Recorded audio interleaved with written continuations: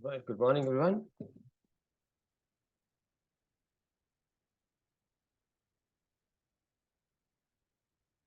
Today we are going to look at the programming side of mobile application development.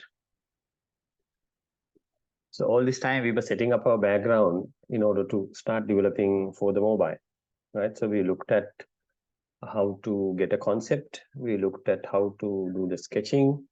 We looked at how to use the colors. Today, we are going to look at another very important aspect of getting into mobile app development. It is about the language you are going to use for a mobile application. Now, as you know, there are different languages for different platforms. If you're developing for, as an example, for Microsoft platform, you will be using C# generally. And if you're using, if you're developing something for Android, you will either use Java or a little variation of that called Kotlin. If you're developing for Apple, then you'll be using either Swift or there's an older version called Objective-C. So you will have to learn these languages if you are developing for different platforms. The reason why we are selecting Flutter is because one, Flutter can be a Flutter application runs on multiple platforms, same code base. It runs on Android, it runs on Apple, and also it runs on the web. So that's one reason. Now, if you are to go with Flutter, now Flutter is not a language. Flutter uses the Dart language in order to develop. Flutter is actually a combination of UI kits and certain practices that we write using the language called Dart. Okay, so it's very important we learn Dart very well, at least the basics of Dart, so that we can understand what is going on behind the scenes of Flutter. Now, if you look at Dart, it's very much like Java. Okay, and if you have done anything with JavaScript, you might find it similar also. But it's a very serious language. You can use it for various things. In fact, the whole thing is free. I'll go through some of the details in a minute. To learn more about Dart, the best place is dart.dev, right? So this is the Dart website. And you can download here, you can install Dart. There are lots of tutorials here. Right, so all these things are here. So please go to Dart and do a bit of research on how to install it. It's under docs, right? There is also an excellent online, now for example here, it works within the browser. So if I click run, start running. There you go. If I start changing,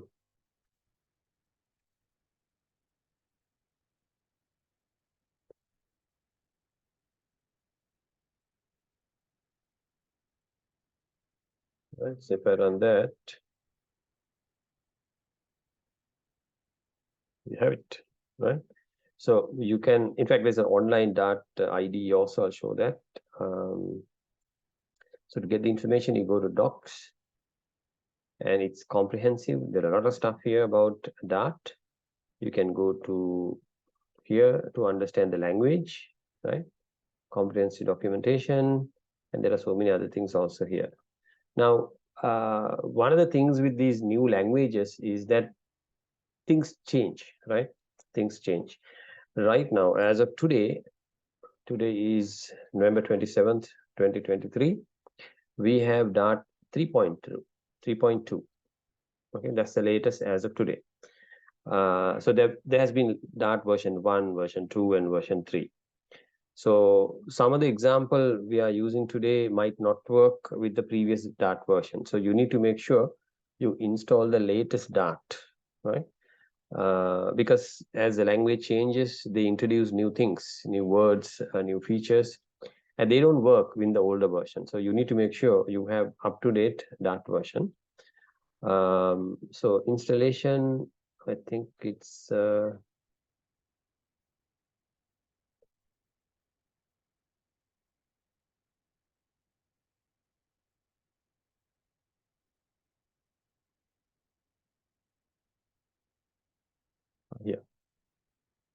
.sdk.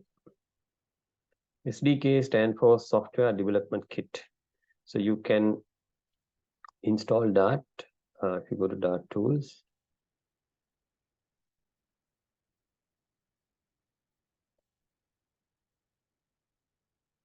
now it also says that if you don't need to develop Dart, if you're only interested in Flutter, you can also do that also.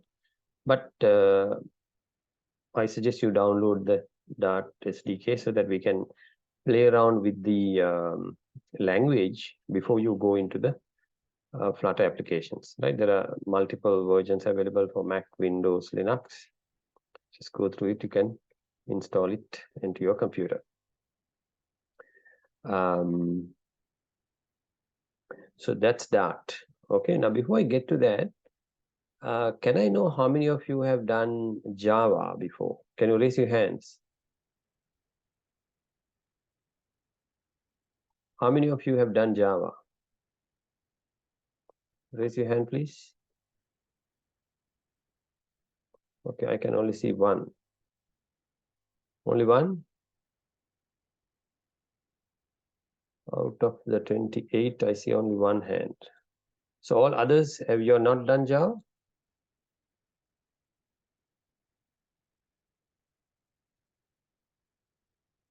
Anyone done Python here? Can you raise your hands?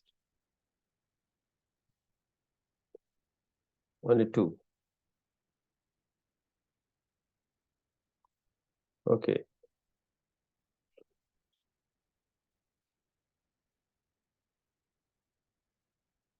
Only 4 people have done Python. 5. So only 5 out of 28, is it? So others have not done no programming, is it? What is the language you use?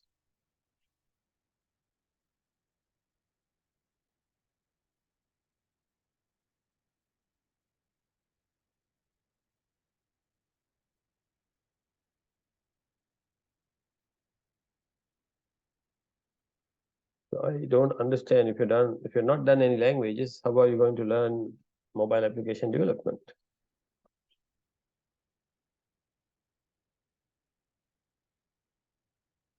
Well, if you've done Python, in fact, advanced Python, where you learn about object orientation, we'll be using all those principles here in Dart, right? So it's very important that you have learned the fundamentals of programming and also object-oriented principles, plus data structures. Those are the 3 things we are going to use in order to develop your Flutter application in Dart. They're important because when you see the code, suddenly you see different way of coding, there are different ways of using functions. There are different ways of using coding, classes, right? This uses a lot of advanced stuff. It also uses asynchronous programming, where you have multiple threads running at the same time. Because we may be downloading something in one thread and we may be doing something else on the screen. So we need to do that because otherwise the user will feel the system is very slow.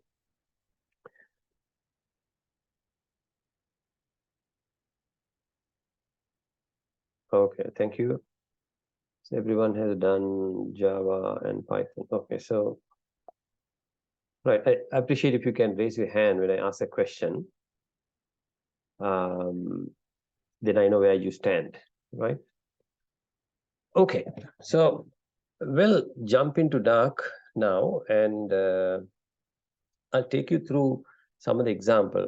Now, we are not going to sit down and learn Dart language like you learn Python or Java. Okay, we don't have time for that. I'm going to share you a document where I picked up things from the internet to prepare that document. There are lots of stuff available out there. So, like for example, this one is an excellent document. So if you go to language and go from here, like what is a variable, operators, all that, it's all mentioned here, right? Now, as an example, why learning Java is important here.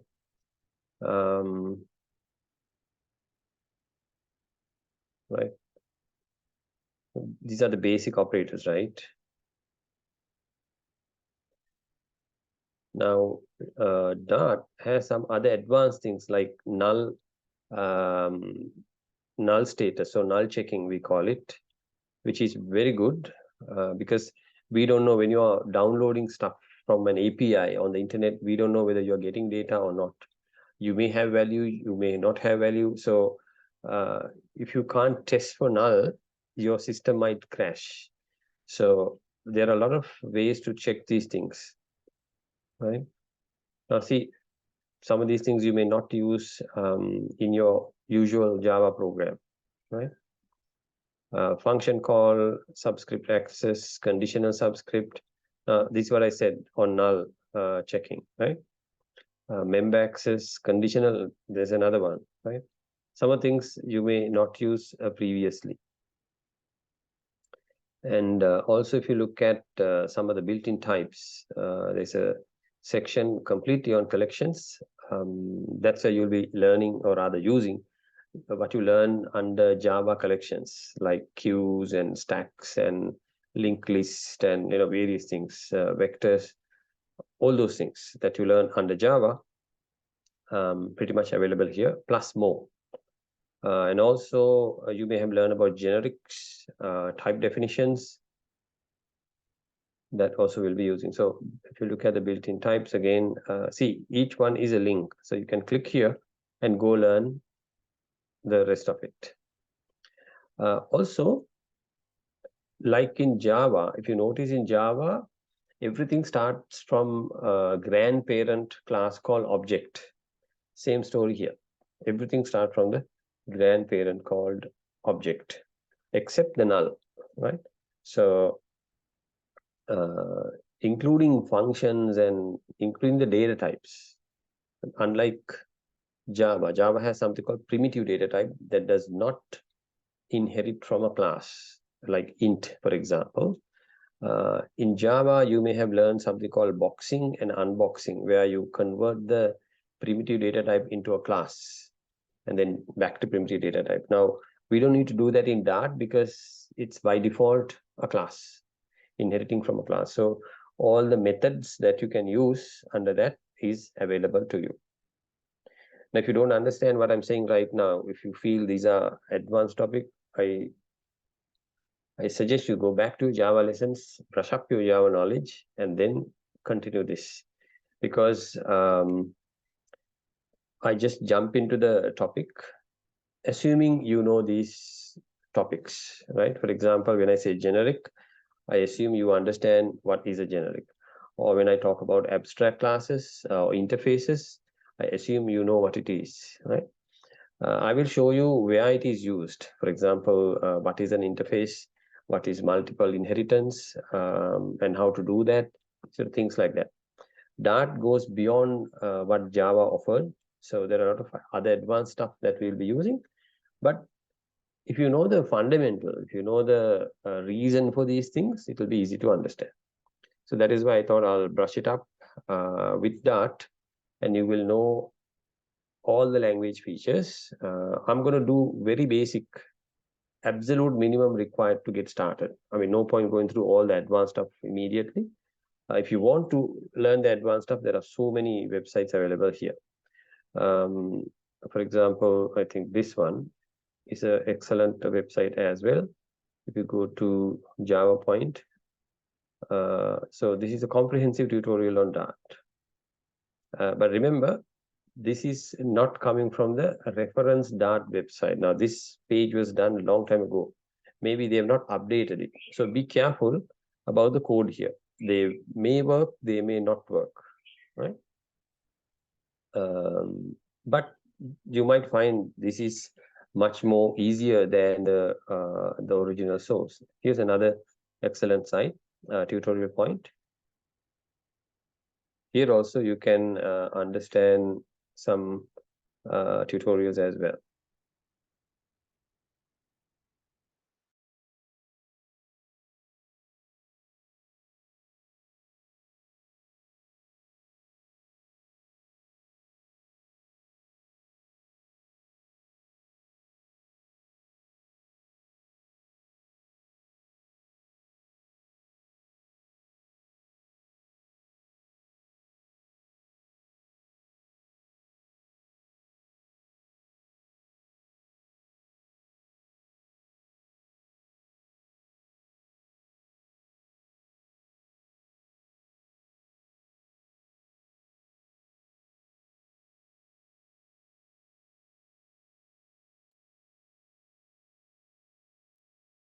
Okay, so let's see where we start. So this is the document I was talking about. I will share the code with you after the class. So this is my outline. Okay, so we are first going to look at what is Dart, and then we are going to look at Dart, absolute basics of Dart, starting from comments, documentation, stuff like that. We are looking at data types. Then we will get into object-oriented programming with Dart. So under that, we are going to look at functions, classes, objects, the usual stuff, inheritance, polymorphism, and also interfaces. Now, under classes, we will be learning about abstract methods and classes, which will be used in interfaces. We're also looking at static methods, variables, and classes. Another common thing when it comes to classes is getters and setters, because we don't expose public properties and methods, in fact, public properties. So for that, we use getters and setters to access. Another big one is Dart collections, where, again, I said I'll be using the most important one. So I've expanded list, set, and maps. Then the other things I've given basic introduction there, because we'll be using lists, sets, and maps heavily. And then we are going to look at generics, because generic is how Dart collection is designed. So any type can be used in any of these collections. Then there are other new things have come for programming, spread operators, and also Dart supports something called the control flow operator. Now, it's an operator which we put inside an expression so that we can dynamically select things depending on a certain condition. So these are new things that you learn under Dart. Another very, very important thing is asynchronous programming. There are two words we need to learn, async and await, right? Under that, there is another method called future, because when you request something from an API, which is very common when it comes to mobile applications or web-based applications, we always connect to a server to download or maybe to upload or synchronize things and whatnot. Another thing we use in the new way of programming is stream. Stream is where we don't download the whole thing at once. A good example is YouTube, where you download small pieces of a time at a time and then start consuming it. While you're consuming, you can download the rest of it. So these are the things. And then, of course, I have other stuff where I have to develop these parts. Web application with Dart and Flutter. And then there are some Dart concept advanced ones. Like, for example, there is something called mixin, extensions, generators. You might not need this for immediate work, but knowing a little bit at least will help you to understand code, other people's code when you're studying, right? So we generally go through a lot of other people's code to understand concepts and best practices. So that way you will also appreciate how somebody else has implemented certain things. Okay. And nowadays we also incorporate something called testing along with our code. So one thing is unit testing. You can, when you go to Flutter, you will also develop something called a widget. Widget is a little gadget that you put it on screen, so you can test the widget separately. And when you have multiple widgets, plus if you have a backend API, you can put everything together and do something called an integration testing. That is also important, because otherwise, in a large team, there are multiple people working on a project. It'll be very difficult to know which part created the issue or the error. So when you have unit and widget testing written already, integration testing will make sure that everybody's code is working properly without any issue. And that can be automated. So you don't need to go through each line to see whether it is working. So you run the test automatically, and it will come back and tell you, okay, these are the issues, these are the areas where it is failing. And then the final one is how to distribute your applications. Now, when it comes to mobile apps, there are two choices now, Apple and Android. And in both cases, you need to have an account on both platforms to deploy. So we'll look at that process also. How do you put your app onto Android Play Store and also Apple's App Store? Now, there you need to have something called a membership and a key, which you have to pay and get. There is a bit of a process there. So once you have that, they give you a signable key, which you sign your app, and then it is available to the public to download. Okay, so that's about that. Now, what I did with my computer is I created a folder, okay, under Dart Basics, and I started writing a lot of stuff there to test myself. Now, every Dart program, as you can see, has an extension of DART, Dart, right? So I have hello, arrays, and whatnot. So I also put numbers here so that I know which code is first, which code is second, likewise. I'm using VS Code in order to edit my code. What I did was I went to File, and I go to Open Folder, and I pointed the folder there. So that way I can see all my code from that folder here. So I can just double click any of that. It gets opened, right? You can have multiple files here. And if Dart is installed properly, there is a little button here. It gives you two, start debugging and run without debugging. So when I say start debugging, you can see the output is coming here in the debug console. Everything is automatic, very simple to use. And VS Code is free. You can download it from Microsoft and install it before we get going. You may also need to make sure your Dart is installed properly. Okay, so go through the instructions, install Dart, and make sure everything is fine. And if all goes well, you should be able to go to your folder as an example, right? Here's in my terminal, you can say dir. You can see all my Dart programs here, right? So if I want to run a certain program, let's say 01 hello, all you need to do is, if everything is fine, you say Dart 01 hello Dart and press enter. And there it is. Like Java, it runs on the console as well.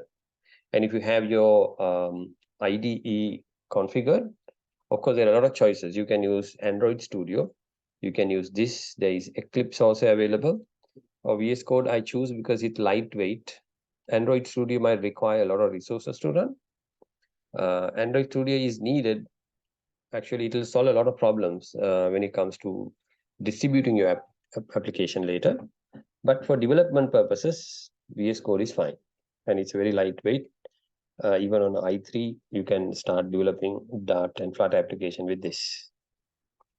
Later, when we start Flutter, I'll tell you there are certain things you need to look at, like we need something called a VM. A simulator should be running in parallel to look at the Flutter application on your computer. That might require some resources and configuration. When we get to that, I will talk about it. Okay, so let's switch back to the document. What is Dart? It's an open source programming language, open source, like Java. Okay, this is developed by Google, and it has lots of different uses. Like Java, you can use it as a server-side programming language as well as a client-side programming language. It comes with a compiler. The Dart SDK comes with a compiler, and also Dart VM, again like Java, and also another excellent utility called Dart2JS, which converts to a Dart program to JavaScript. Now, that's a very good news. Why? It works on your browser, right? It works on your browser as well. So you can do all your code using Dart, and then when you want to convert it to a web-based application, just convert it to JS or JavaScript. Okay, and also it's a object-oriented language, right? From ground up, it is object-oriented. And Dart is extensively used for single-page website. What is a single-page website? A single-page website is where you log in, you go to one page, and everything happens in that one page. Perfect example is Gmail. You go to Gmail, it never takes you out to another tab or another browser window, isn't it? Everything is happening inside the browser itself, right? So Gmail is a perfect example where Dart is heavily used. So in Dart, everything is an object, including numbers, Boolean, everything. I told you Java has something called primitive data type. Dart doesn't have the primitive data type. In Dart, everything is an object, right? And also when you're developing Dart or you're writing code, there are two kinds of reports you will get: warnings and errors. Now, let me switch back to my VS Code. I can say, okay, now here I'm looking at all these things. This is my program is running. So that's why I see all these things running here. And if there is an error or an issue, it will stop there, and you can then see the problem screen here, right? This is coming from one of my previous codes, so we can clean it. There is also output screen, debug console is where I'm now seeing the outputs coming. Then there's a terminal. This is the VS Code terminal, right? You might see different things here because my installation may be different to your installation. So if you don't get the same thing, don't worry, right?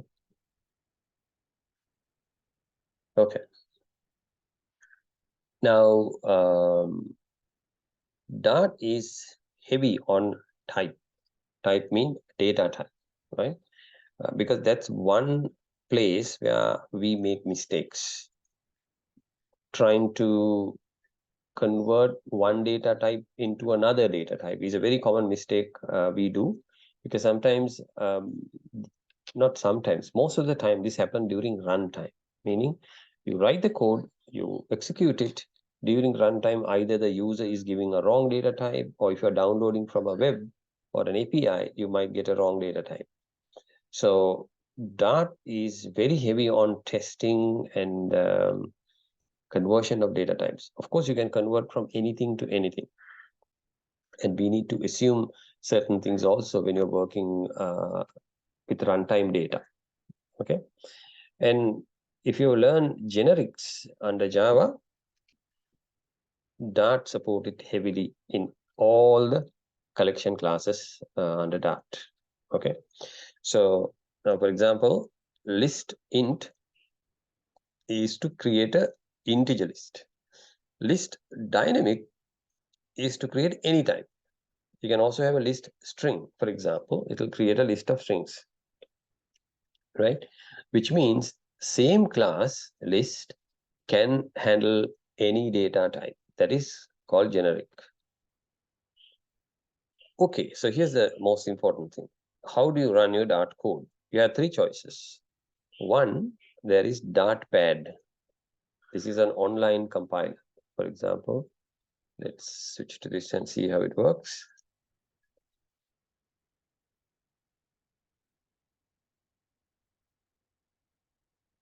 This is an online. Oh, what happened now? Dartpad, okay. Oops, I need to update my link here.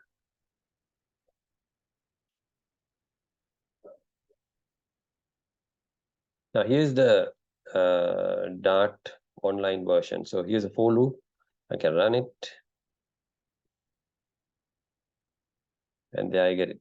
If you want a new one, you can say void main. This is how you start a Dart program, right?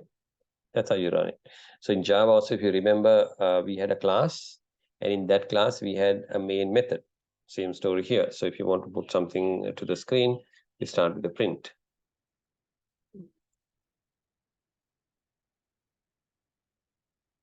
Run. Okay, I deliberately made a mistake because there is no semicolon, right? It says compiling to JavaScript 400 error. Now, why JavaScript? We are using Dart, but well, we are on the website. We are on a web browser, so it is converting my Dart code to JavaScript in order to run here. Right? Here we go.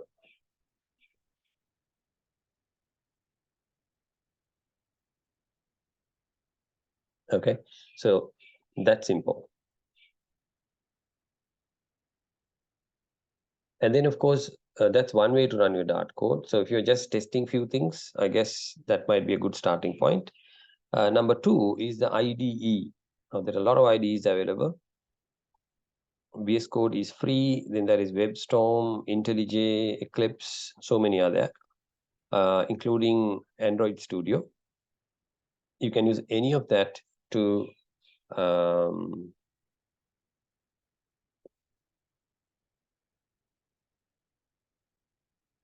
right, any of these to develop your application. Or if you install Dart SDK in your laptop or desktop, you can do this also. Dart space the file name, right? That also running. But only thing is, when you have a IDE, you get a lot of other additional benefits like debugging. You can weave the variable values and whatnot. You can do step by step. All that can be done. So my suggestion for you is to start with the Dart pad, try some stuff there, and if you're happy, install Dart SDK and then configure your VS Code and get it going. So that would be a good starting point. If you already have any other IDE, no problem. You can start developing that as well. And of course, this Dart to JS also we spoke about. It will convert your Dart file to a JavaScript file, right? So Dart to JS out and then output file, JS and then the input file. So you have a Dart file here as an input, and you're getting a JavaScript as the output. I'm not sure whether I installed Dart to JS. Let me see whether I have it. No, I don't have installed. Okay. Well, that's optional. You don't need that. It's good to have.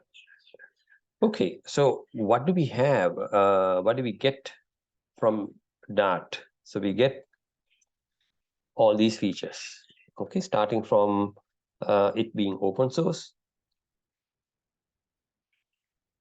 It is platform independent. Now, what does that mean? It works on any platform.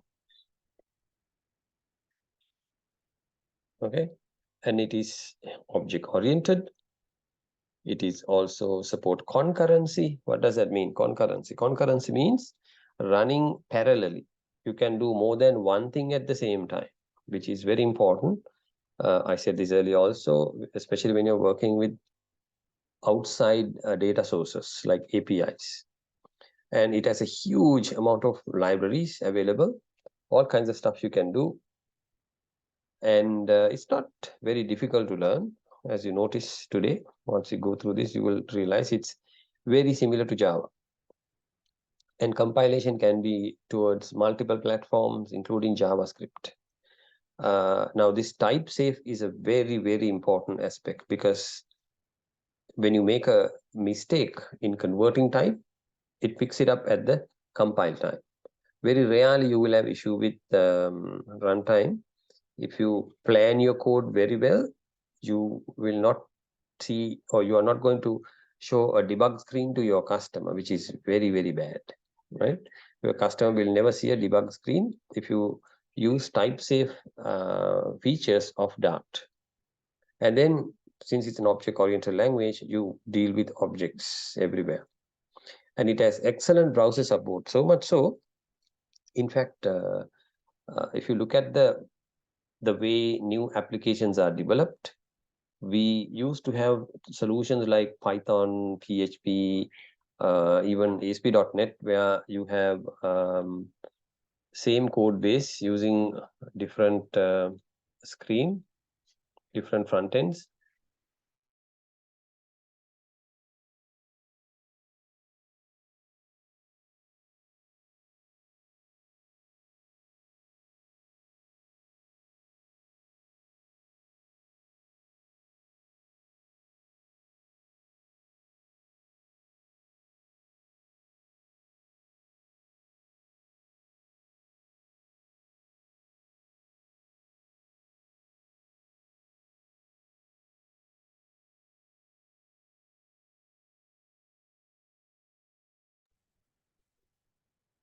And let's go to the web and see.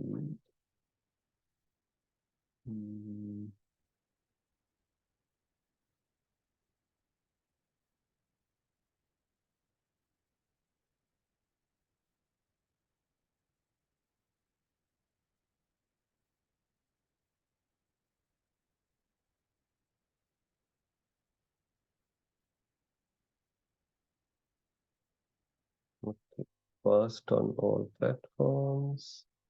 I was saying, like, we have multiple solutions when it comes to server client-based programming. So we use things like Node.js. We use API servers, maybe written using PHP, Python, C#, whatnot. And then we go to the front end. We use solutions like React, Angular, Vue, stuff like that. Okay. So now we can use Dart also. Similarly, you can use Flutter UIs for the front end and Dart as the backend language. And of course, front-end language, just like JavaScript, where Node.js is also JavaScript, React is also JavaScript, Angular, Vue, they're all JavaScript. So very similar system here. Only thing is we have some beautiful widgets already done using Flutter, right? So that's another feature we have.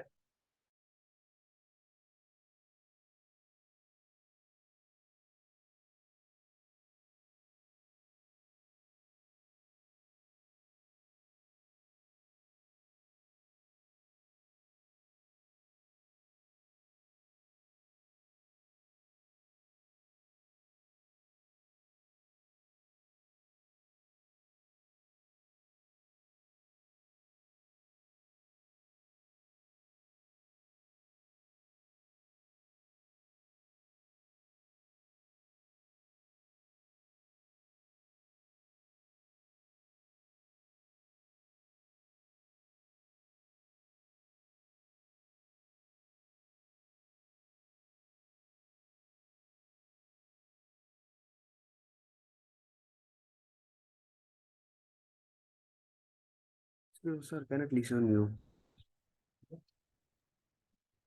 Right. I was just showing you the Flutter on the web, right?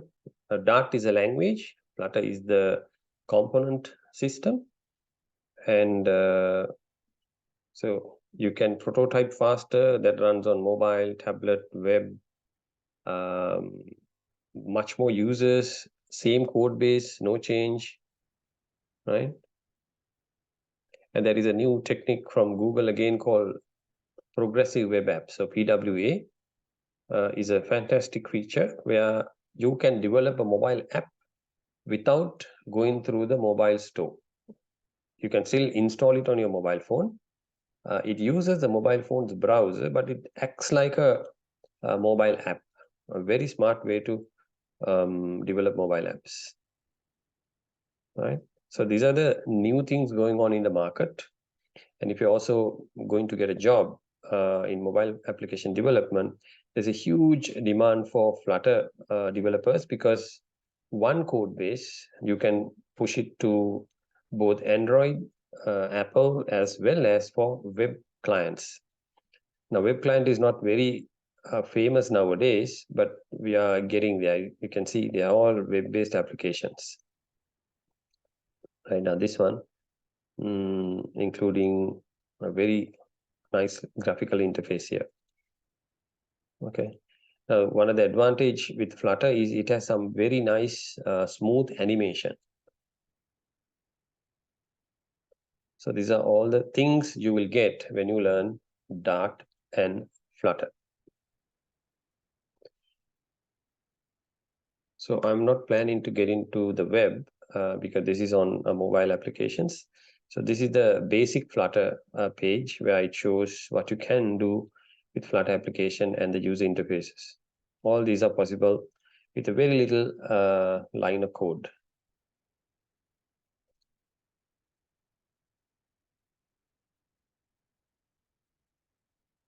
They are fast, they are very natural, right? See the same screen, I mean, same code on multiple platforms.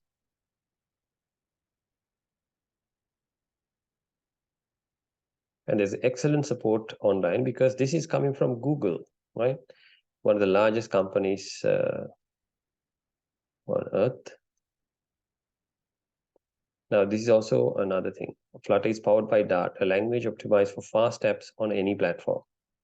So if you look at development, hybrid development, there are again multiple solutions. Flutter is just one. There is also React Native available. But then again, some people prefer Flutter, some people prefer React because of the language or the availability of components and things like that. We will get into that also later when you speak about Flutter and to understand why Flutter is better than anything else out there. All right, I'm going to go back to this. We were talking about the features of Flutter, right? And here are the places to download Flutter and install it. Again, you have two choices. One is to get it from the official website, which I prefer doing. There is also another install available if you want to, if you don't know how to install, or if the installation steps are complicated, you can go through this as well. And there's another excellent instruction page here.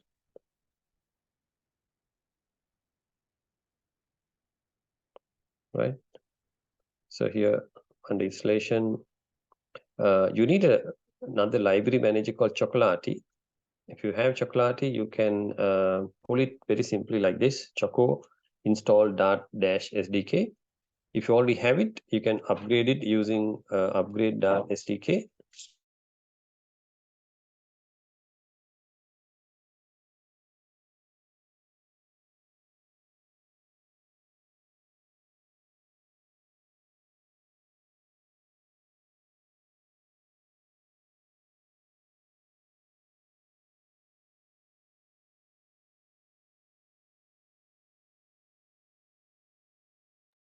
And our first code, and then we write hello world. This is it, right? We always have a main function. We also should have void in front of it, so to say that there is nothing coming out, and then start coding inside that main. And if you've done everything is fine, you should see this.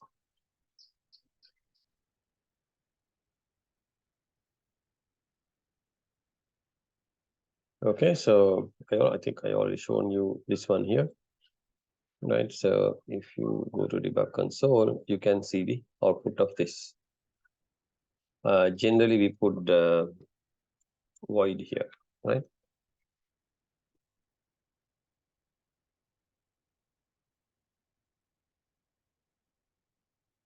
Okay, so we looked at Dart. So where is Flutter now? What is Flutter? Some people get confused. Okay, why two things here? Yes, Dart is the language. Flutter is the toolkit. Okay, Flutter is the UI toolkit to be specified perfectly. It is an open source UI toolkit for building natively compiled application for mobile, web, and desktop from a single code base. This is the definition of Flutter.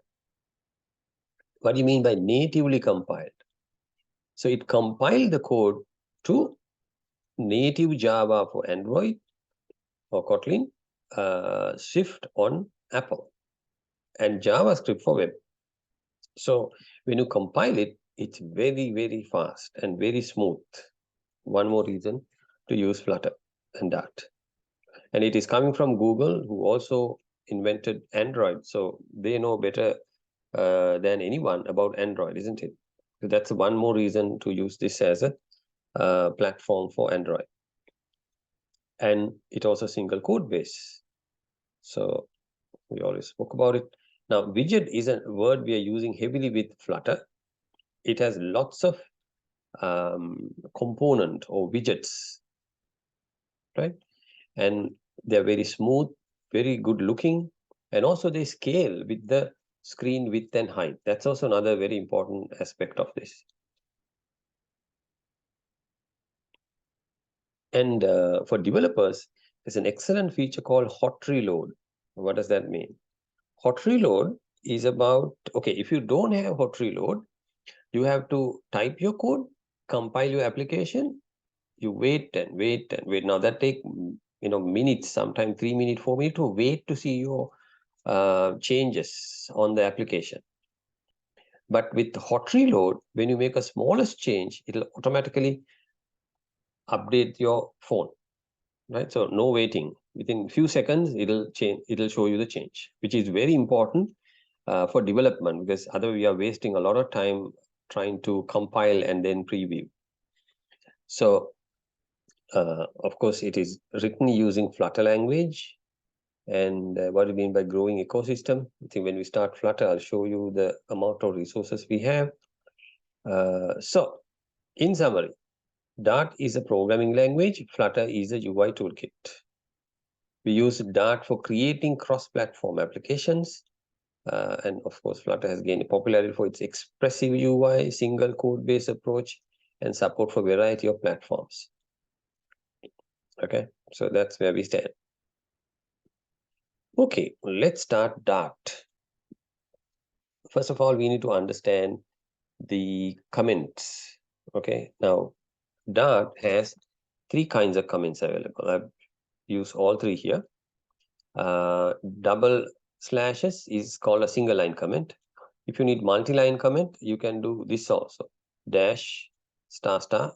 This is like Java code block. And this 3 lines is actually used for, we call it doc blocks.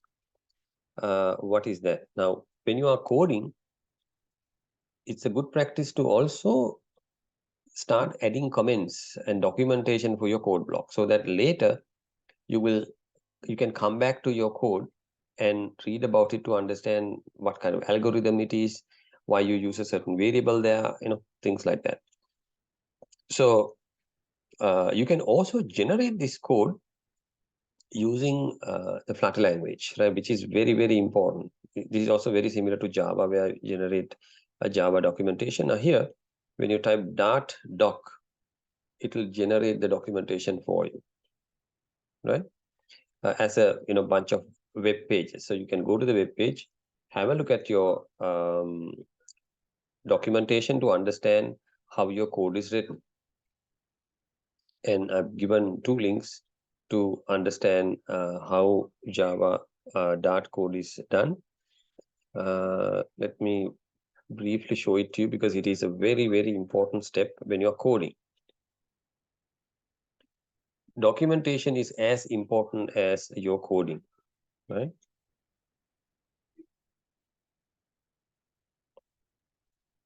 So here's the Dart code, Dart doc, right? There are various flags available for you to change things. This is documentation comments. There is something called markdown format when it comes to code formatting. There is a method called markdown format. So Dart documentation uses the markdown format to show the documentation. Now here's an example, right? So this whole thing is actually comment. Now there are some things in the bracket, right? What does that mean? According to Markdown, this is a link, right? So you can see F simple here, F capital here. It also explains how these things are done, right? So in the class generate documentation feed with a simple F becomes a link to the docs for the feed method. Whereas food class, capital F becomes a link to the docs for the food class. So the doc knows exactly how to link it as well. So you do automatic linking. So you could click here in the documentation to go and read more about it. So this document also has some very good practice about how to write documentation, because you don't put documentation comments, single line comments all over the place. There is a way of doing that.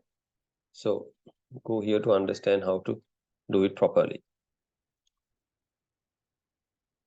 So that's on the documentation.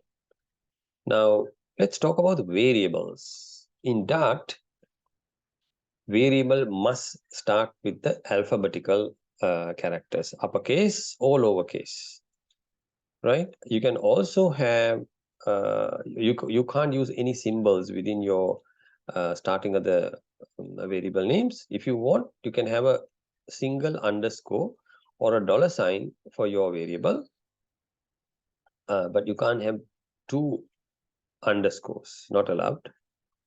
And you cannot have any space between the words in the variable. It's called white space. You can't have white space. And like Java, the variables are case sensitive. So, by the way, some of these codes I copy pasted from various places to create an absolute minimum documentation for you. So you may find the same thing in other places. So here is a valid identifier. Here's an invalid identifier. So this is first name, single word, all English, fantastic. Here we have two underscores. That's why it's not good. Here is correct first name with the N capital. Here first space name, which is wrong. You have var1 here. Here you have v5ar. So why is the okay?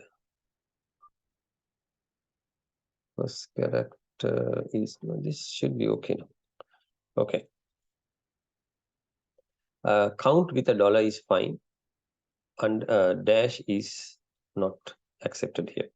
This is okay because single underscore. You are starting with a number here, which is again wrong. This is capital F with an underscore in the middle, which is fine. Here we have used a special character or a symbol called @ which is not acceptable. Also, by the way, just like Java, variables have null as the default value, which is also important because if you take a language like a C++, so C, there are no default values. So we don't know what happens when you use the variable without initializing a value. But with Dart, we don't need to worry. They are by default having null. So it's called null safe variables. So when I have int count, I can check it to see whether it is null like this. The asset is something that we use for testing. This will give us true condition, count equals null. Also, when it comes to object orientation, you know there is a process called inheritance, isn't it? So there are things we can inherit, and then we can also go change them. Now, if you don't want that to happen, meaning if you don't want anything to get inherited or changed later, we do two things. We can make it constant so that nothing can be changed. Or since this is an object-oriented language, plus the variables are anyway a class, we can use the word final in front of it. Okay. Now, here it is final name Ricky. Now, if you notice carefully, we don't have a type for name, isn't it? So when you don't have a type, it's all right because Dart will specify the type by looking at the data. So Ricky is a string, so name will have the string data type. Now this is known as the type annotation. Type annotation is specifying the type. All right. The second example is final string MSG. So here we have given type annotation. So you can, of course, have single quote or double quote for strings. And here we are using the word constant or const, a 1000. So since it's a number, a is an integer. And here is another one, another way to create a constant. So we have a f, it's an array because we know it has brackets, and it's a constant. So we can't add anything later to it. So it's a variable, and it's a constant. So we can't add anything to this later. So for example, the name will be always Ricky. The message will be always, how are you? So you can't change it later. Now we need these things in the later stages, for example, for version numbers, product names, things like that. We need constants. Right, here's another very, very important one. Okay, very important concept, but very rarely used. Enumerators. What are enumerators? Now, here's a perfect example for enumerators. Let me go to the code. I can open it from here. Enums.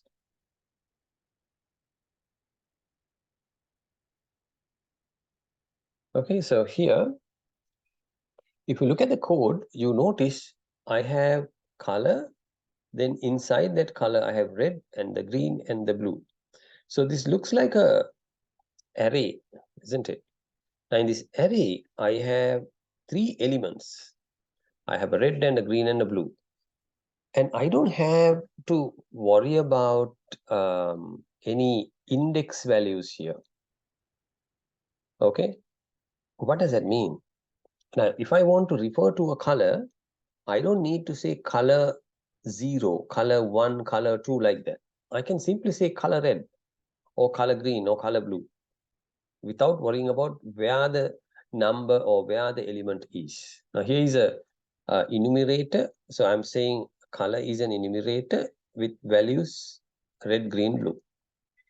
And now with that, I can create a variable called favorite color. And the favorite color has a type of color, which is an enumerator. And now I can give a value directly taken from my enumerator, color.blue. Okay. Now color is a capital C, right? Because it's a class. So that's one example of using the color. So I don't need to, again, worry about color 1, color 2, color 3. I can say color.blue. And similarly, I can use it in a switch case statement. You see, I can say, okay, take the favorite color. And if the color is red, do this. If the color is green, do this. If the color is blue, do this. Otherwise, just say no favorite color selected. Now see how clean the code is, right? Here is something called iteration, meaning you go through every element and you display that. So that is also very simple. So color is my enumerator class. This color is a variable of this object. Color, simple C is the object of the color class. And here I'm taking the values from the color, right? So I dump the color set one at a time. So let's run this and see what happens. Okay, so blue is your favorite color because here it is blue. Color.blue is the favorite color. So I'm seeing here blue. And all enum values is to dump everything and color red, color green, color blue. So if I start adding, let's say, something in the middle here, let's say yellow. Okay, now let's see. Yep, I can see yellow here as well. And I can here change it also. Everything is working, right? Now, imagine I cut this yellow and I dump it as the first one, right? Will anything change? Nothing. Nothing is changing under, in my logic, nothing is changing because I don't need to worry about where the yellow is, whether it is a first one or the last one or the middle, my code did not change. That's the beauty of using enumerators. Of course, this is available in all languages. Like I said, people very rarely use it, but it's a fantastic way to cut down the number of code line you need to write. Okay, so that's enumerators. If you want to print something along with a variable, you use this mechanism, right? So, for example, I have two variables, Peter and 24. Peter is a string, roll number is an integer. So no problem. You just need to put that variable inside a curly bracket, inside a print, and it will be printing the value of that to the screen. Okay. So remember, if you want to display the value of a variable, just put it along with your text with a dollar and the curly bracket. It will display the value of that variable. Okay, here are the data types available in Dart. This is very, very important because without data, we can't think of any programming language at all. Now, also we must say that Dart is a static type of language. What does that mean? Once you create a variable, you can't change the type of the variable at runtime. It's called static type language, right? Unlike PHP, where you can have one variable and then change it later at runtime. You can assign integers to it, strings to it, characters to it, double values to it. But Dart, you can't do that because it's actually stemming from a class. So once you create a static data type, you cannot change it later. Okay. So there are a lot of types available. Although list map record is listed here, I don't think we should be bringing it as a data type because there are other data types also available. So here we are looking at the most basic data types. Remember, unlike Java, we do not have primitive data types in Dart. Everything is a class related or class based data types. And also giving a data type is optional. That is, remember, I said type annotation. So the type annotation is optional. Now, these three, they all work, right? var, variable name, value, or var, variable name. Now here, in the first one, I have not given a type. Second also, I have not given a type. Third one also not given a type. What happens here is Java compiler looks at the data and then decide what type is most suitable. Now, Andrew is in a single quote, so it will take this as a string and assign it to the name. But my suggestion is please use type annotation. That is to save ourselves wasting of time later. So if you know the kind of data type you're going to use, please put a data type in front of it. But there are also other things called records, runes, symbols, and whatnot. I'm not going to talk about it because we may not use it. Record we are using. It's a fantastic system. Unlike any other programming language, I'll get to that. Now, dynamic type is also another interesting one. So earlier we said we don't type dynamic type. I mean, we said it's a typed language. So we don't change the type, but when you are designing something in the beginning, you can have a type called dynamic. Now that tells Dart that you are planning to assign a different type later. That also can be done, right? But once you assign a type, you still can't change it. Although it is dynamic, you still can't change it. Okay, these are some of the things we'll be talking later. Object, every Dart type is coming from the object superclass except null. Then enum is a enum class. We already saw that earlier.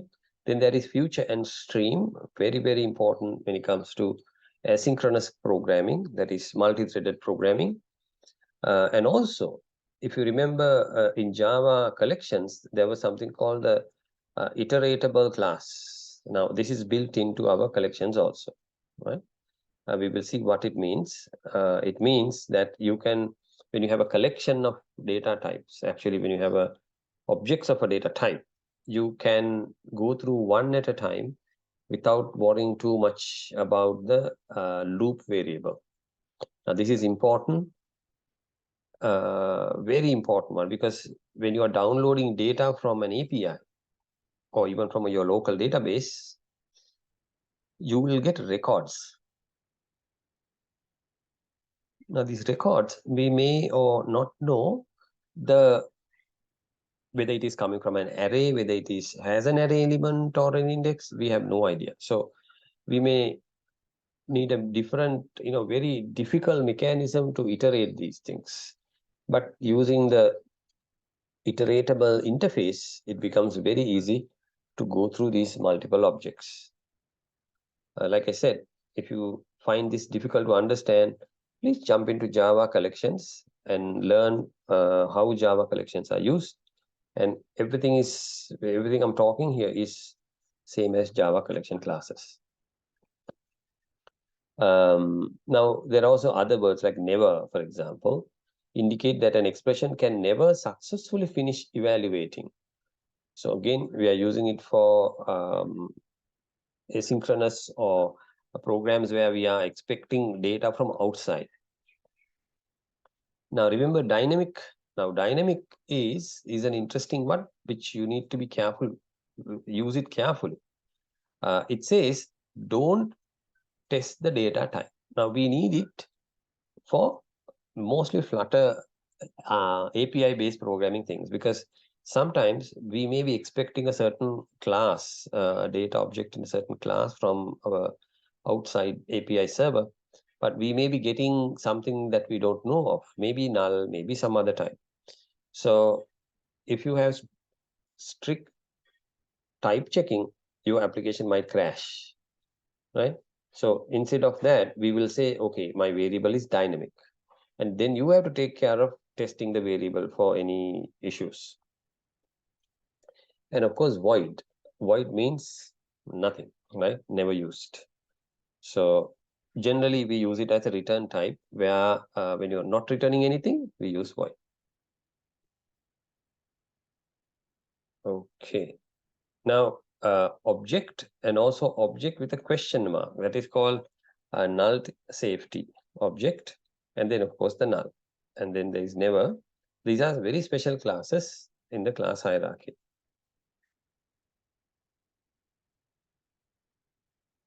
Right, so let's start with the very basic data type, integers. Okay, now in Dart, integers are 64-bit numbers. Okay, so they can, which means they can store huge amount of values. 64-bit means what is the amount? By the way, they are also signed. That means you can go negative and positive as well. 2 to the power of 64. Right? Wow, that's the amount of numbers you can get. Right? So if you're using signed, that means 2 to the power of 15. No, sorry, 63. Still, positive of this and a negative of this. No, it's a huge number, isn't it? And then we have double, which support floating point numbers. There we use IEEE 754 standard.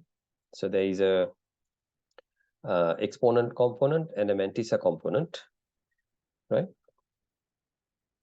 again, we can have huge amount of values under double. So this is also 64-bit, and this is called double precision. And when it comes to conversion, all right, this is also called typecasting. There are different ways of converting, right? By the way, now strings can have single quote, double quote, or triple quote. 3 of the double quote. Now this way, you can have multiple lines. Now look at this. It's a multiple line, isn't it?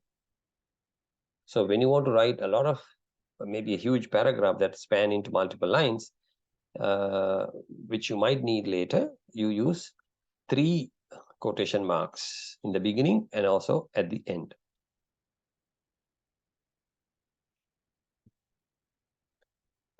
So here I'm showing str1, str2, str3 on the screen. Let me see.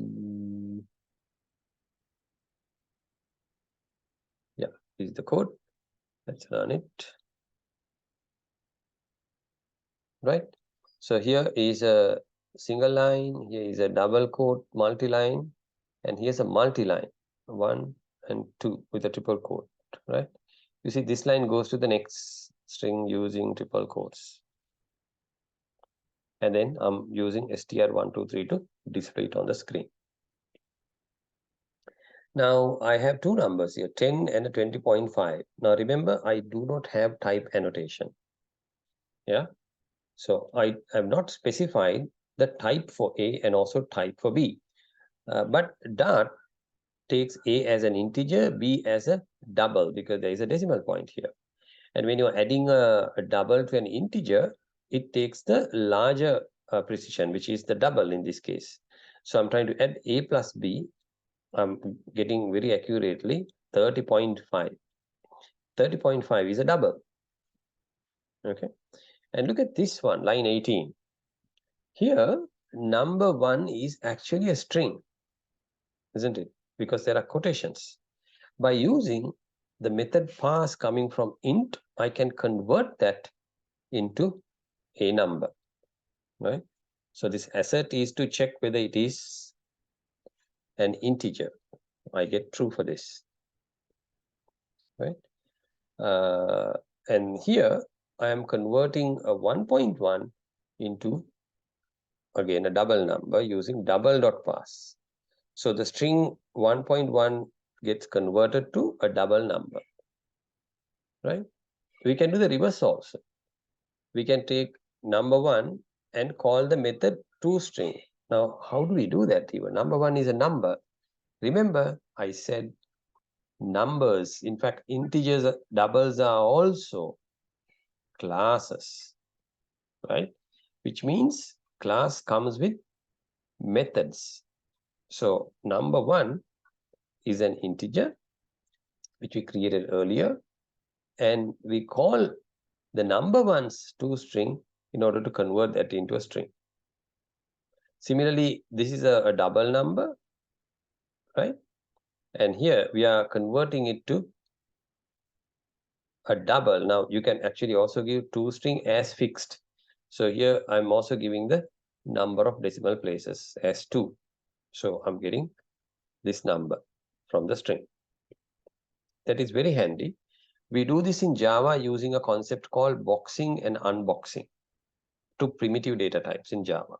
Here we don't have primitive data types. Everything is an object.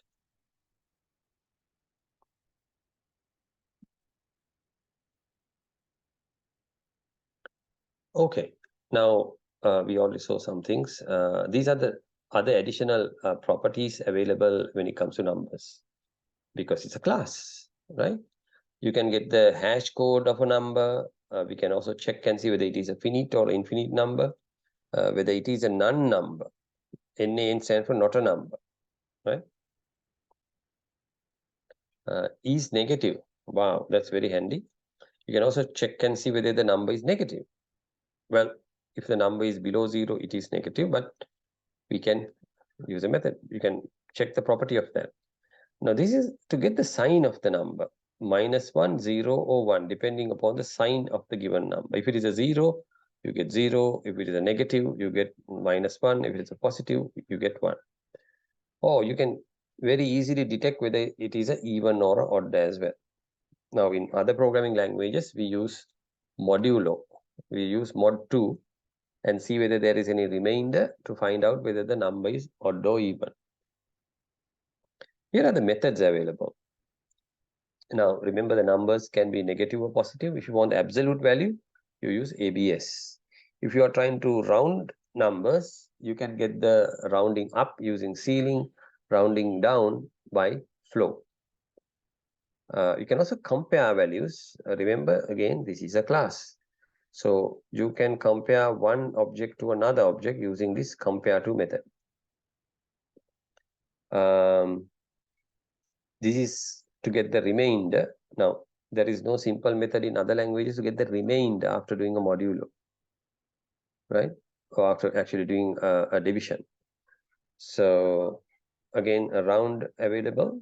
2 double will convert a number into a double, or to int if you want to convert a double into an integer, or to convert it into a string. So all three are to convert the number into an integer, or a double, or a string.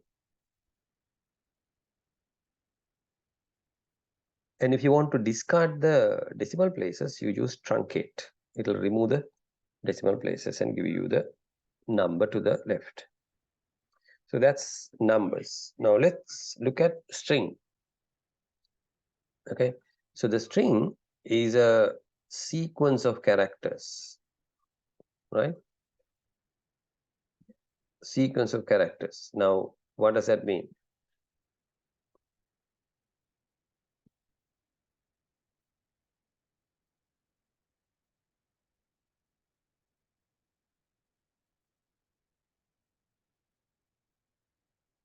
Let's say numbers.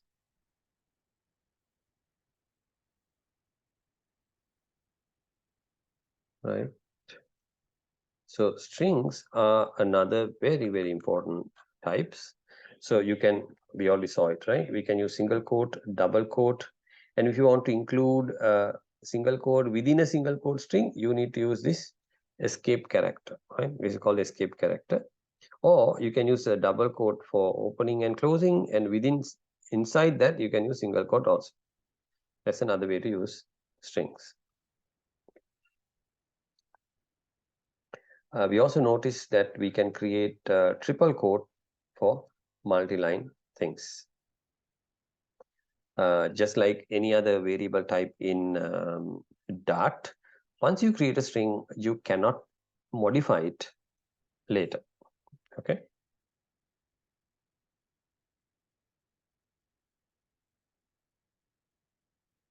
Right. The Boolean is another very important data type. This is for Boolean values, meaning when you have true or false conditions, you use Booleans. Now, in other languages, you might use 0 for false and anything else for true. But Java, C# also brings in the concept of true, false, literals, we call it, the words. Okay. So you can also, apart from that, you can also use this. Now, if you are checking empty string, you can use this, is empty. If you want to check for 0, you can say whether it is less than or equal to 0. If you want to check for null, you can say, use the word null, right? You can also look at not a number, right? These are evaluations for Booleans, by the way, and also for various checkups. Now, record is I told you, very, very interesting data type. What does that mean? Let me put it this way. When you write a function, you always return single value as a return, isn't it, in a function? You might do some work and you return one single value in a function. If you want to return multiple things, now for example, after calculating marks, you want to return the name of the student, grading, and the final marks. Then there are 3 elements. So normally what we do is we create a custom data type like a class, or in other languages, there's a concept called type definition where we can create our own class and then give it a custom type name. And then we return that. But in Dart, you don't need any of that complications. You can very simply return a record data type that has multiple things in one variable. So simply put, with Dart, you can return multiple values in one return. Okay, very interesting concept. So here you just go and put the word record, and then I have a string here. I have a name value pair here with the integer on one side. I have another name value pair here with a boolean and another string. Now see, it's a very rich data type. I have 4 values. 2 are strings. 1 is a boolean, another is an integer. Okay, so record support doing that. And here in this example, it shows how to access the elements here. Now, for example, when I say record.$1, I'm talking about the first element, which is first. If I say record.a, I'm talking about this guy, value is 2. When I say record.b, I'm talking about this guy with a boolean. Or when I say record.to, I'm getting the last.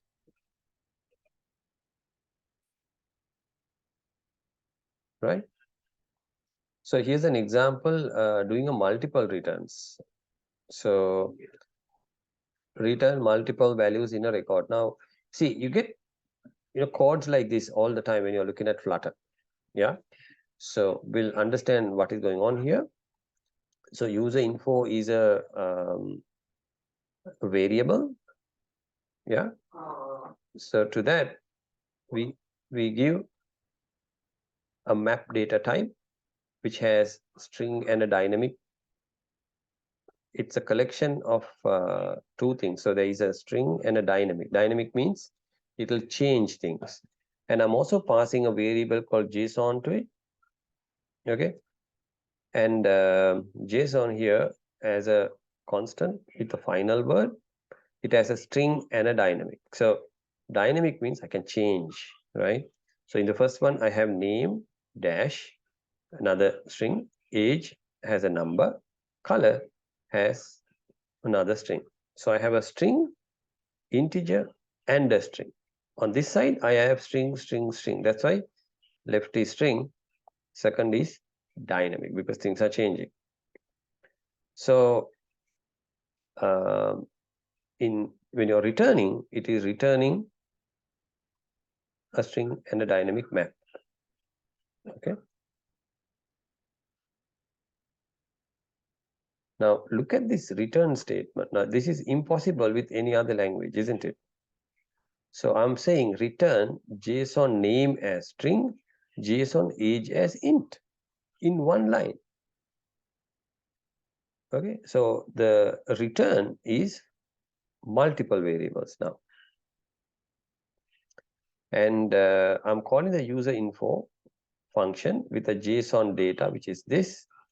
And I'm saying the return has name and age, 2 variables I'm getting. And after I run it, I can then say show the name, show the age, right? So here's the equivalent. So I can say info equals user info JSON, and once I get it, I can say info dot $1, right? And then info dot $2.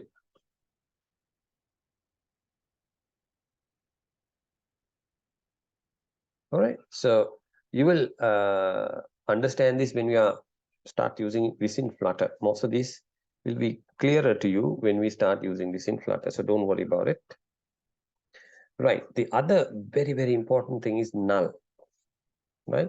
So I said Dart is a null safety language, meaning if you write properly, you can be rest assured that your user will never see any error message. Right? Even in a dynamic environment where things can change, type can change. If you run it nicely, there won't be any issues. So as an example, look at this line. Here, it says string, variable name, and a value. So I have created a variable called non-nullable string with a data type called the annotation, right? I have given an annotation. So I've already created a value, assigned a value, which means I can't assign null to this. So this line will fail, right? Let's see whether I can run that null test. Okay. Now I have, okay, let me run this. It's running. If I uncomment it, there is a red color here. It says a value of type null can't be assigned to a variable of type string because I have already assigned something. Now I can't assign null. I can't assign nothing to it because it throws an error. Now where do we use this? Now imagine I have a variable called a username and I connect to remote API server and download something and I'm not getting the value. And I try to assign that to my variable and the system will fail, right? So I want to stop that. So I can catch it here, right? In the other one, in case if you want to make it nullable, you need to put a question mark here. That means it is nullable. I can then assign the null value, right? If you want to make it nullable, put a question mark here. Now with that comes another fantastic feature. Non-coalescing operator or question, two question marks. What does that mean? Now, if you are not getting the value, like in null case, we want to apply a default value. Like for example, here, look at this. I'm saying username can be nullable. Okay. And then go and get the username from maybe a remote server or something. So if I get a null, I'm okay, it won't crash. At the same time, I can say, okay, if the username is null, then show guest. How cool is that? If you don't have this line on the screen, you will see nothing, blank, right?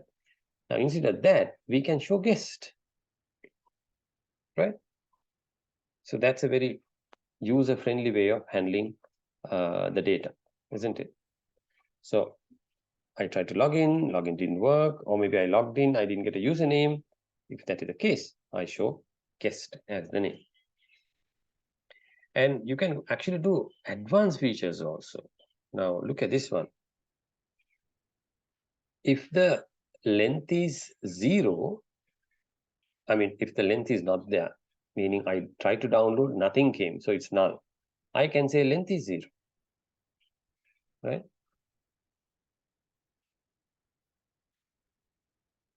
Okay. Or there's another one. Remember we said asynchronous programming. So sometimes especially when you're downloading stuff from the internet, you might not know when you will get the value. Okay. So you can put the word late here. What does that mean? This means don't make it nullable. I am trying to get the data in the future. So when you get the data and you get the value, please assign it there. Right? So late means it's nullable, but I will assign the value later. Okay. So you might find this word in your Flutter code very often because we always download things from outside.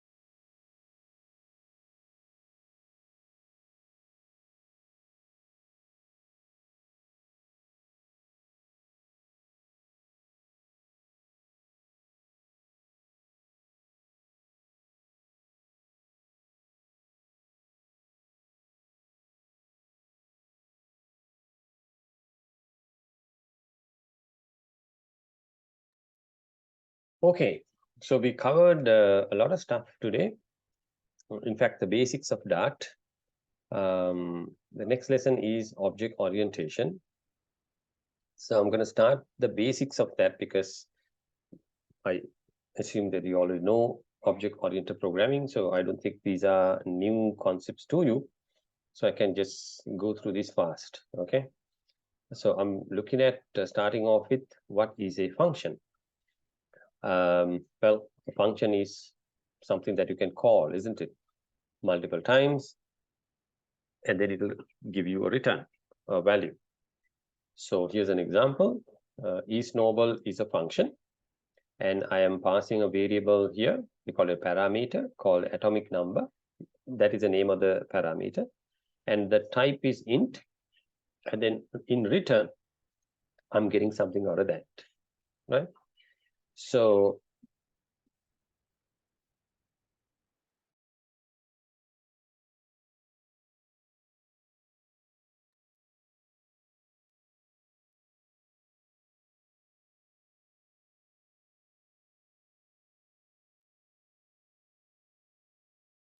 here's an example of a function where I'm checking to see whether a certain number is odd or even.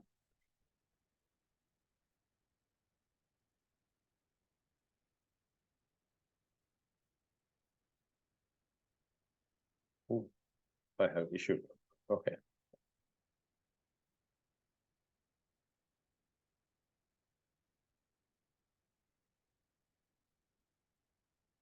Because of this one.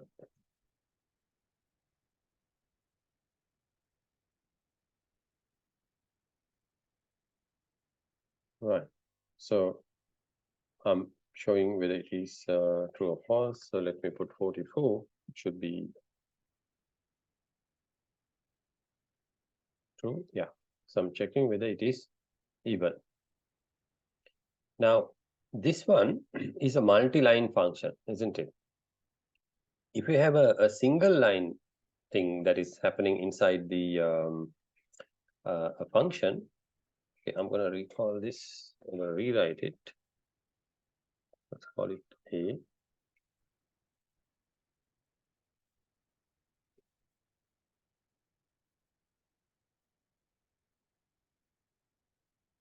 All right. So I'm going to write the same thing, paste it here. Now, if you remember, under numbers, right? Let me go back to numbers. Where was that? There is something called is even, isn't it? In fact, I don't need a function at all because it's already there. But just to explain you what is going on here, let's see.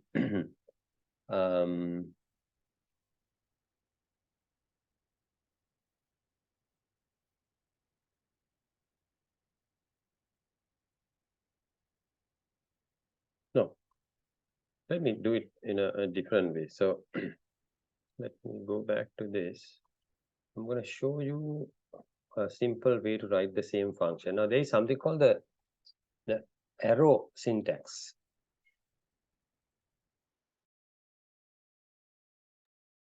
What does that mean?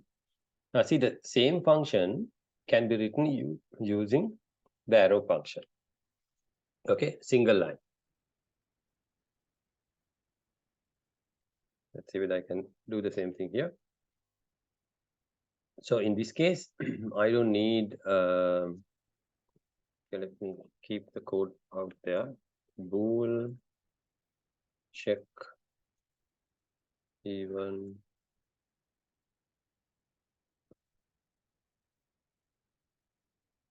like this. Okay. So I start with my function and then I don't have a code block. I have the arrow here because I'm going to write that in a single line. Let's see. Return in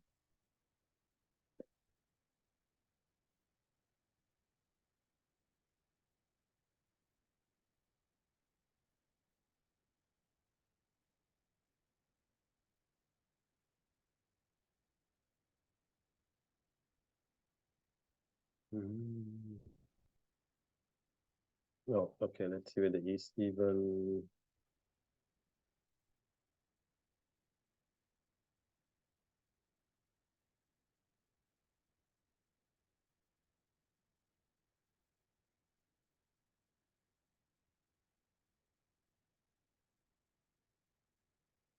Ah, I have it already, so I need to do this.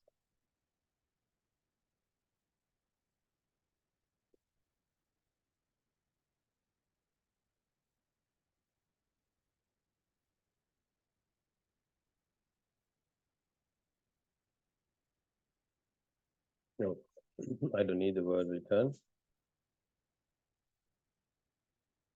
So that's a shorthand. Right, let's try this code again.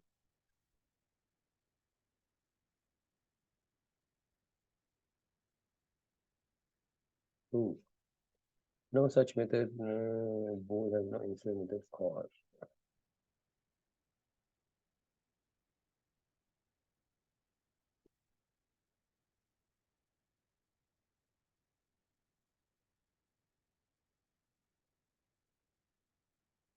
No such method. So is even is not there.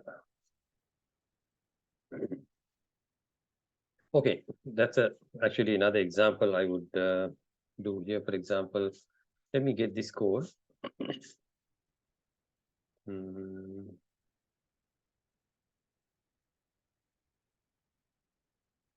Let's just return.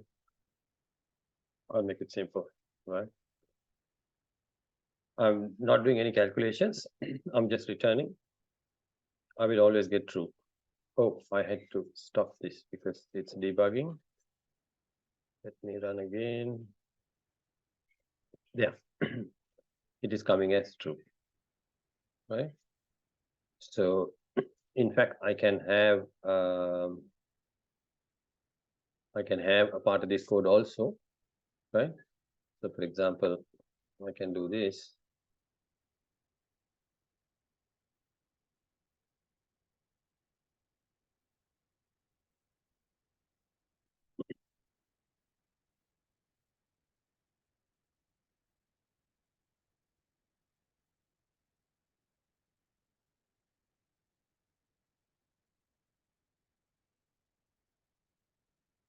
There it is, right? I tried 43. False. See, the same code which had 10 lines, it shortened to one single line. Now, this is another code you might see all the time using arrow method, right? Same code, single line. Yeah, that is not suitable when you have like a large set of lines all over the place. But if it is for simple functions, you can use it. Then, of course, we have classes, right? Here's a very simple class example. So again, very, very similar to Java. Let's take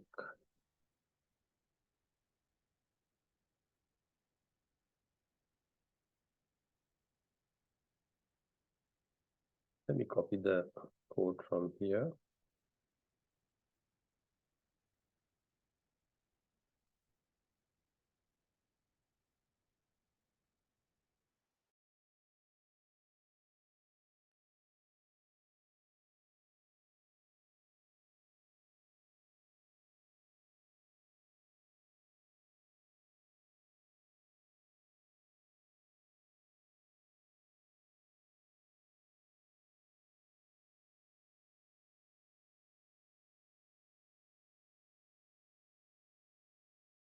Oh, okay. Here we have the person class. So just like Java, we have properties. So the variables inside a class is known as properties. So we have a string, we have an int, and we have another string. Also, if you notice, this variable has an underscore, right? That is private field. In Java, we have modifiers. We have public, private, and protected. We have those words that we put in front. Here we use it with the underscore. So here's a constructor. For the constructor, I'm getting name and age. I'm getting this error because there's a private field which I'm not initializing as well. In fact, I have a separate constructor to initialize that one. But then my debugger says I must initialize that as well. Then I have a getter to get the private field, right? So remember the arrow, see the function? So when you call private field, it returns the private field from the method here. And this is called setting it. So when I call private field to set, meaning if I send a value, it will come to this method, and then my local private field, which is here, will have the value here. So let me also assign this. I hope you understand the importance of the word this. Okay.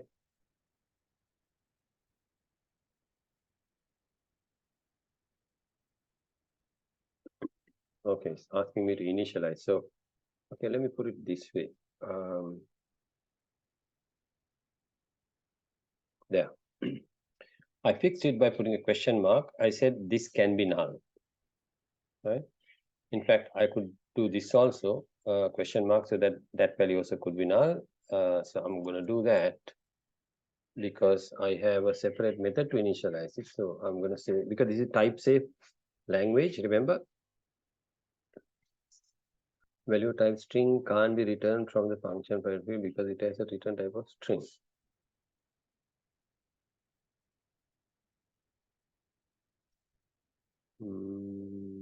Oh, getting the value because remember null is a another type. So what is happening here is it can't.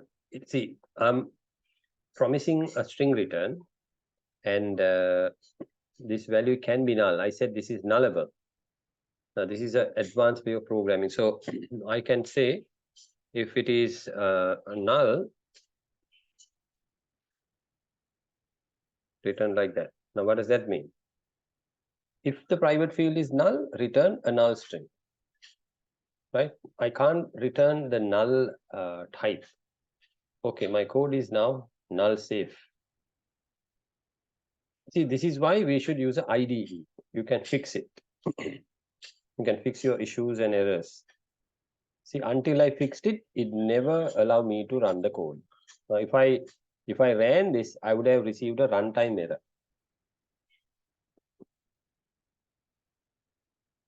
Okay. I think we covered a lot today. Then there is static variable getters, setters, which we did anyways. The next topic will be abstract, because going forward, abstract is important for generics and also for collection classes. So I'm going to stop now. I'll share this document with you. Until then, please go through those websites and try to understand what is going on here. In order to get into Flutter, you must have an excellent idea about Dart and all these advanced features that we are doing here. Now, you notice this is a perfect example. I had to fix my code in order to get it going null safe mode. Yeah, my previous code was not null safe. This is null safe, and I use all the things I used previously in my code in this code. So I have a single line arrow method. I have a null checking here. All that is done now. My code is going to work. It won't crash during runtime. Okay, any questions?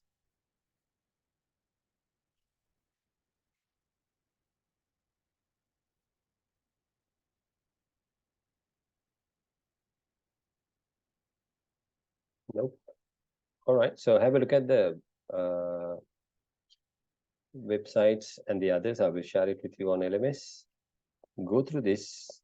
First of all, you have to install Dart. Experiment with the language. It's a beautiful language, very powerful. And once we look at the rest of it, you will be fluent with Dart before we start with Flutter. Okay, I'll see you next week.